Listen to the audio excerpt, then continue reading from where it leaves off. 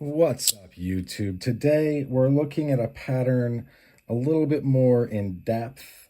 I've got all of the pieces here, not all of their sheaths. This one has a special sheath that goes onto the belt and it carries it this way, and then you can pop it open and pull it out.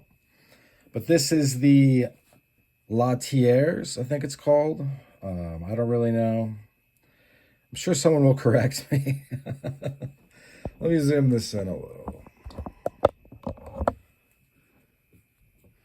Using these little memento mori coins to kind of mark out exactly where the frame is.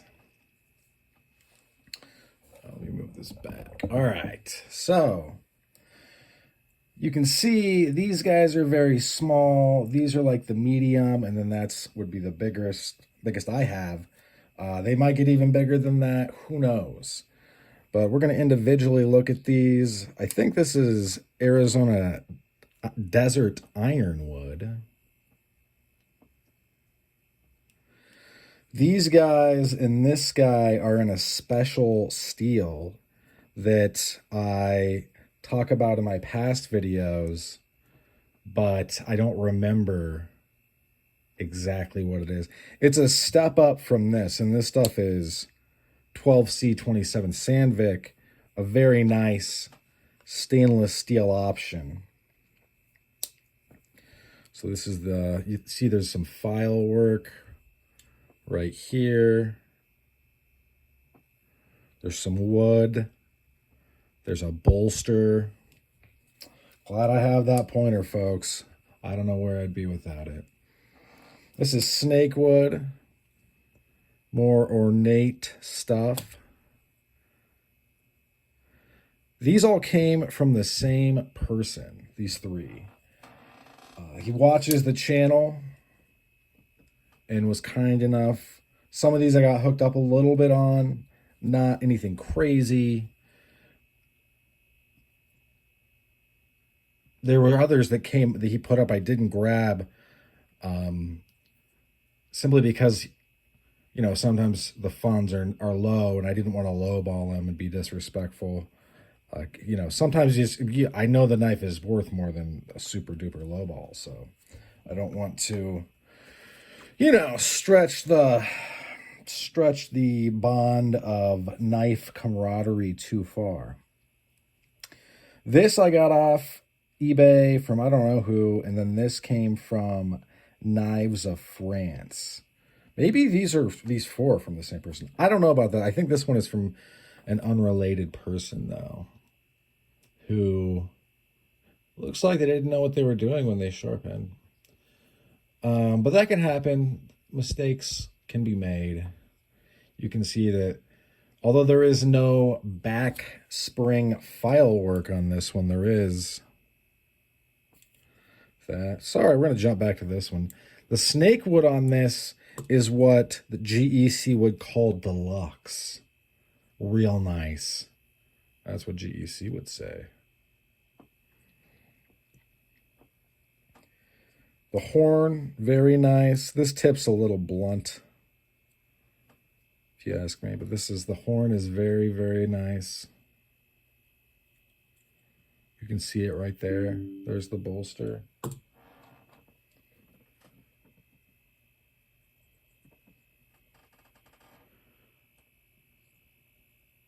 This is Juniper wood, I think. Mini knots, a lot of texture, a lot of character. And then this one is the biggest. If you guys are really concerned about what these are, you can go Google Aster Rasier. I don't know how to pronounce that. This is carbon fiber.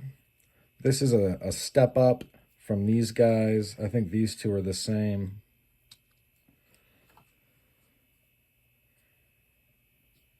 So you can see it's carbon fiber. There's no file work, but I really like this one. I think that these cost more. I paid more. I don't, you know, the cost, but I think because it's bigger, it's not as desirable. I like this one a lot. This is a great one. This pattern, in my mind, is very underrated. It's got a lot going for it. First off, it's very ergonomic. Feels good in the hand. The lines are extremely sexy. It's got some nice lines. These two have swedging, which I don't mind, but I'm not in love with on this pattern. I think this pattern looks a little better without the swedging. That's just me. It does make them look thinner. These are by Chambriard.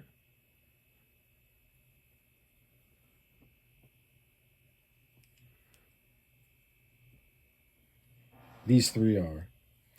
And these are obviously by Sabot / Sabot. Very nice pieces of cutlery.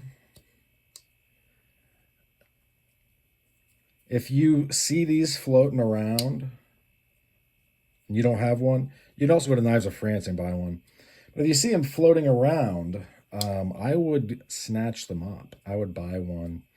I think having just one, as a collector is probably a good thing.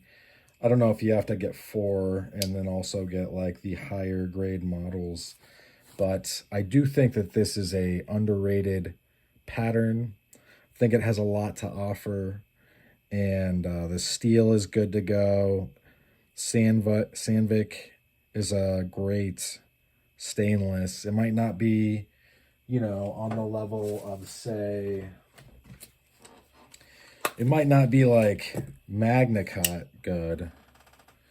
And it might not be, say, S30V good. Hang on while I clean up the blood off of this. But I can tell you that it's good. All right, it's good. And it's like actually good. I know I've heard some people recently on certain podcasts and stuff being like, 8CR13 MOV, it's good too, guys. I mean, it's not bad. I don't think that 8CR13 MOV is necessarily a bad steel. But that is an equivalent, I'm pretty sure, to 440B. There's the 400 series, 440A, which this is made out of, I'm pretty sure. And then there's 440B, which is actually, I think it would be, I don't know, they have different designations if it's from China. But yeah, it's not bad. I'm not saying that like it's not going to get the job done, but it's just not as good. That's really the brass tacks of what I'm trying to say. It's just not as good, and it's okay that not everything is good as another thing, right? That's not a big deal, actually. Some things aren't going to be as good as other things. Like MagnaCut just came out. This has probably been out a while. I recently discovered that, or learned, I guess when you discover knowledge, you learn. Learned that 3V was first created in, I think, the late 60s. And then Crucible Industries got the ability to manufacture it, I think, in the 90s. And so, that's where we're at now. This steel, though, this is better than the 12C27. Like I said, I forget which one it is. I think it would be very similar. It's got a tough spring.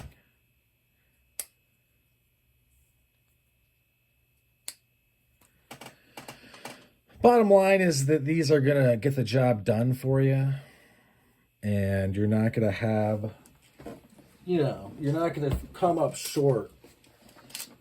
And if you do, this is also Sandvik. This is Obviously the leek, Ken Onion design, the titanium deep pocket parry clip in the tip up position, an assisted opener.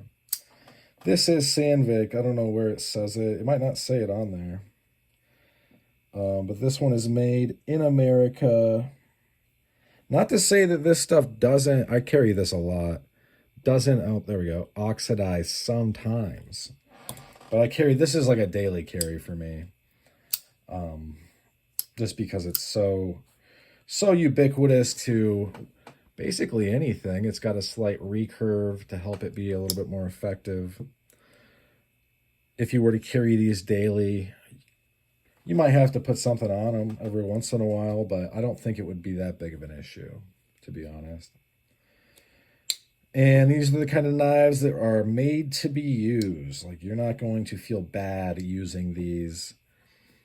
And they look sharp. And they're a nice gentleman's carry. Could you defend yourself with one of these? Maybe. Depends on what is going on.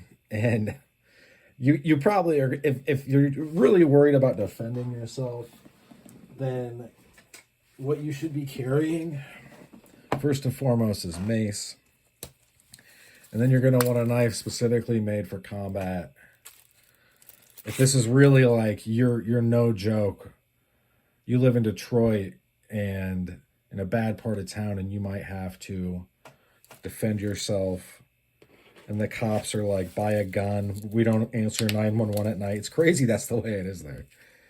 It's the Wild West. Then you know what, you're going to need to have stuff like this. But I actually carry both of those things.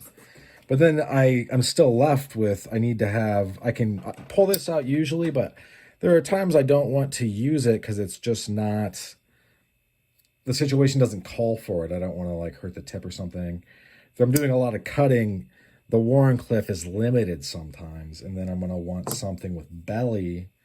Oh wait, this has a bunch. This has that graceful curve. So anyway, thanks for sticking with me to the end. That's all she wrote for this one. Hope you folks have a great rest of your day. Bye now.